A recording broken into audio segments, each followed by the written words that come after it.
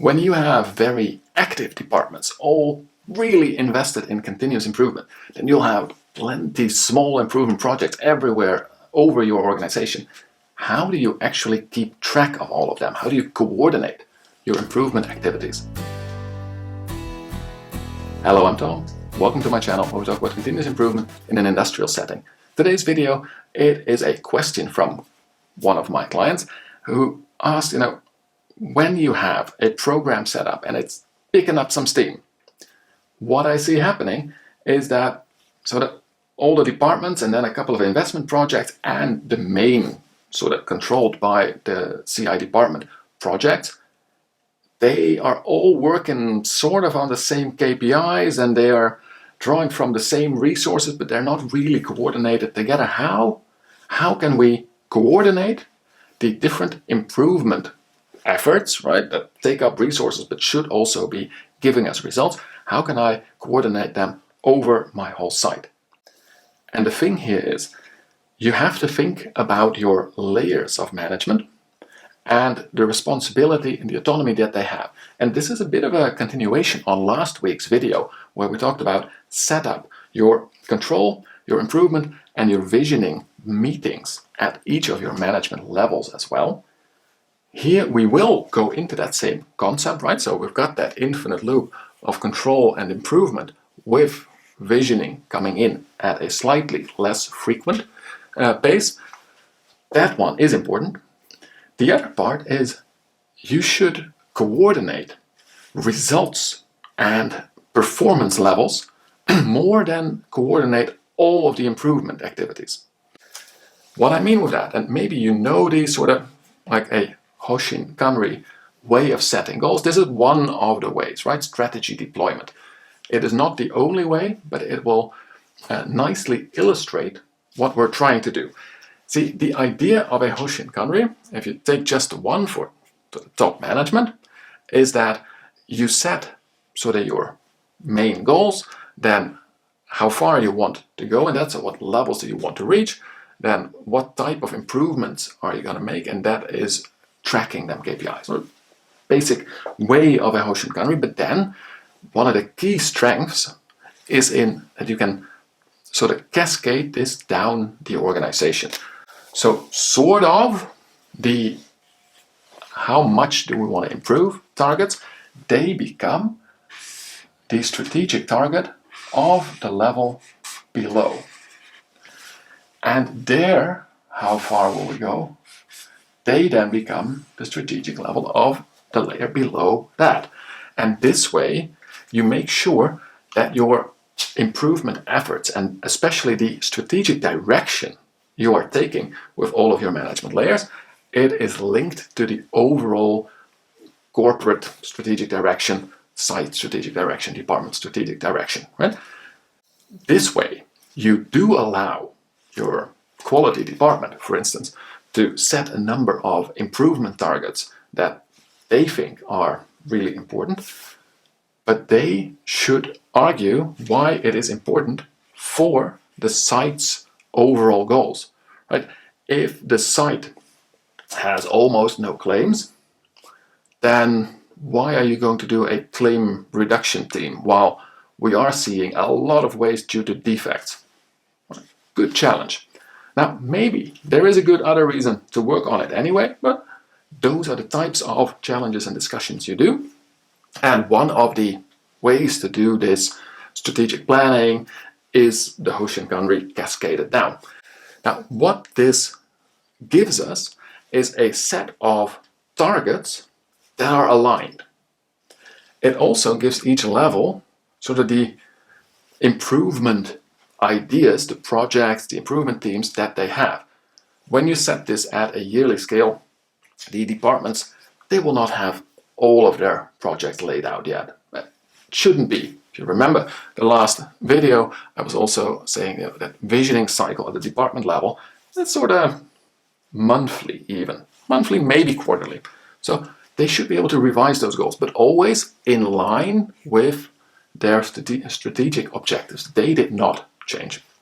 So this way, if each department knows what the strategic direction is, what the targeted performance is, and then analyzes where their gap is, well, you don't really need to coordinate their improvement efforts that much anymore, right? You just need to coordinate that the way that they analyze, the way that they vision the improvement and control for their own department, that is in line with more of the site objectives. So that way, you can give them autonomy over directly how they steer their projects. Of course, as a continuous improvement department, you have the specialty in improvement project management. You know well how to use a charter, how to use many of the improvement tools, so to say, much of the theory. You can do the support, absolutely. But if you see that your technology department is very well versed in just doing projects in a good and structured way, and they're giving results, you don't really need to coordinate that, as long as they have made sure that what they are targeting is in line with site targets. And the site targets, of course, are in line with organizational targets. So that way, we keep a full control on there. Now, when we say improvements, maybe you are thinking improvement teams that last, roughly 3 months, something like that, a good full Kaizen team at the MAIC, something like that, a traditional improvement team. There are many layers of improvement, and that is also something to take into account.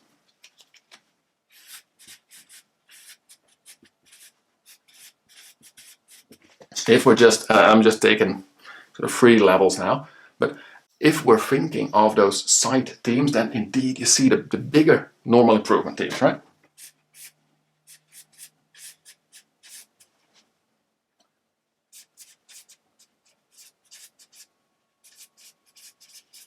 So things like the MAIC, things like a Kaizen event, even though they are shorter, they are so intense and multi-departmental, you need site management power, so to say, to secure all those resources.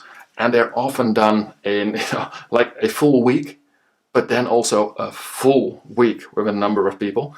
Those type of resources, you need site management to free that up.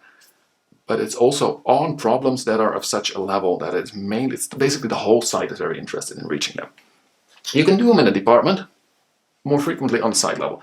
See, a department will be more in, and this you may say is more control, but direct root cause analysis. So for that,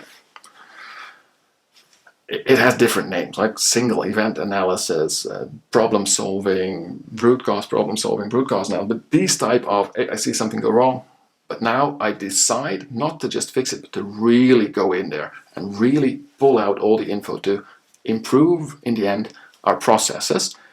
Maybe not per se improve the performance level to higher than the fix, but at least do it in such a way that it's completely done now. But we can also see on that level that we have things like autonomous management, right? Autonomous maintenance, autonomous management. Those are also department line type of levels. That is definitely focused on improvement.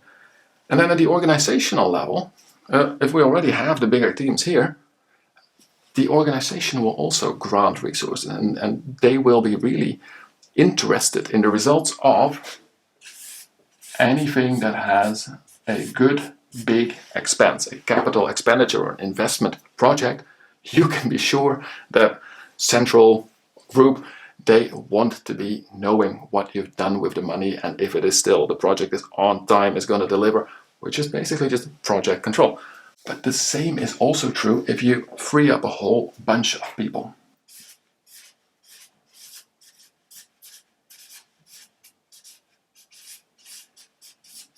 Now, usually, when you set up an entire Kaizen workstream or improvement workstream, you will see that they will be doing these type of things, but these are 4 or 5 people and sometimes multiple workstreams, so we're talking 10 or 15 people who have been freed up, and probably if they have like operator positions and stuff like that, they have been backfilled as well. So we're really adding resources to the business or pulling people out of their normal roles, which basically means that you're adding resources as well.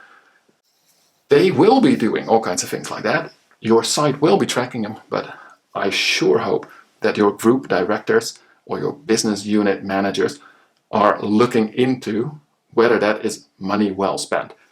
They will not do that at a weekly level, but at that monthly, better even sort of quarterly report of, are we getting back what you have promised us? That will happen. You probably also needed to make a business case to get these resources, much like you make a business case for capital expenditure, because these are not cheap. So you see that you have different levels of improvement projects and improvement teams.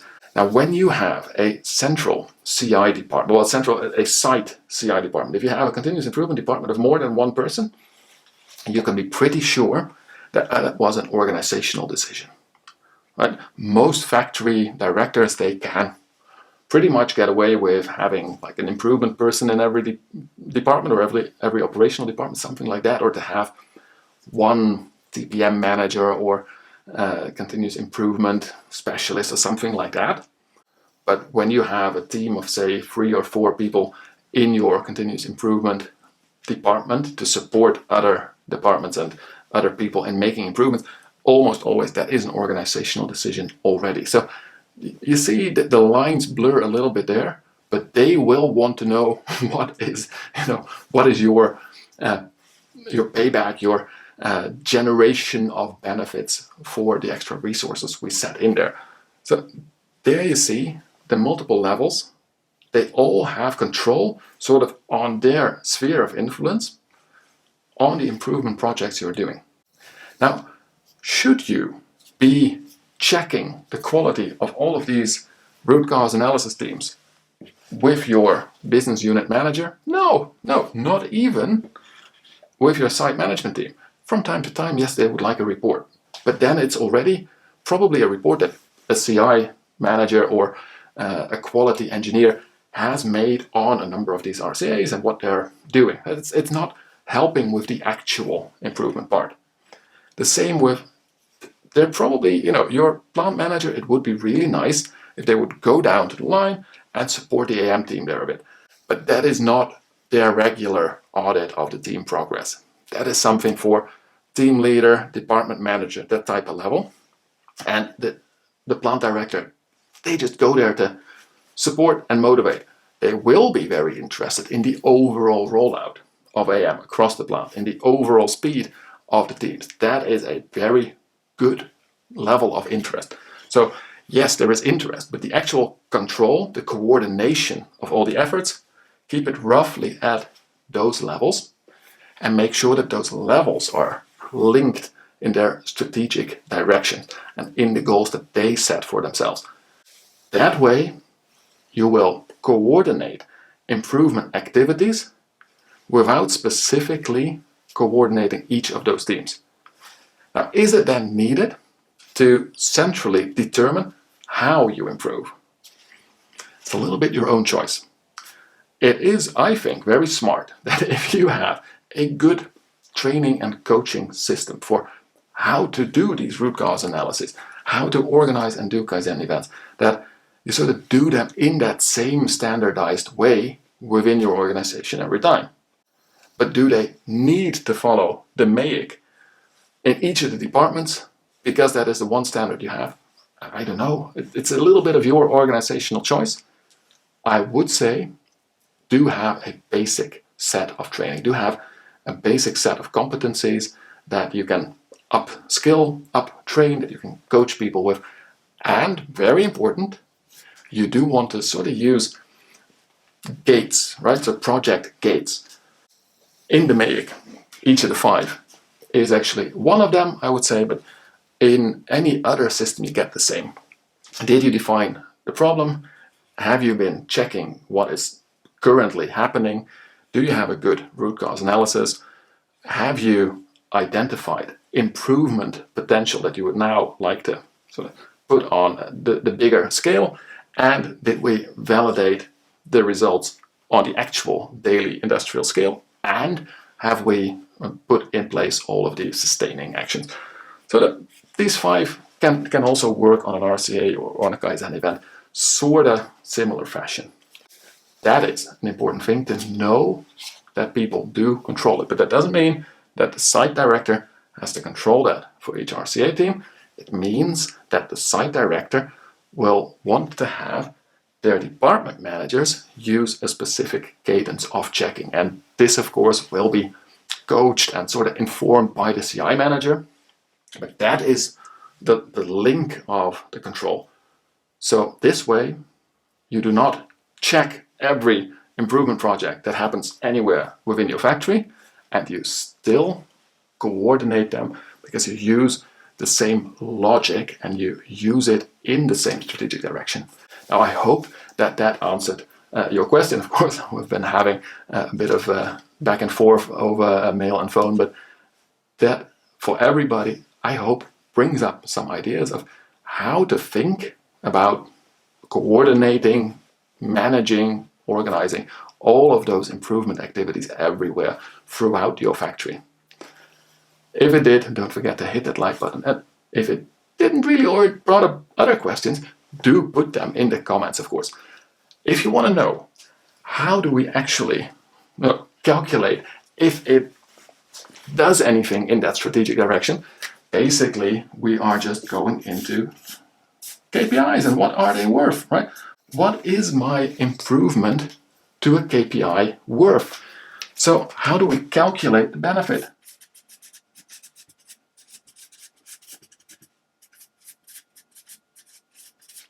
And I just happen to have a nice little course on that.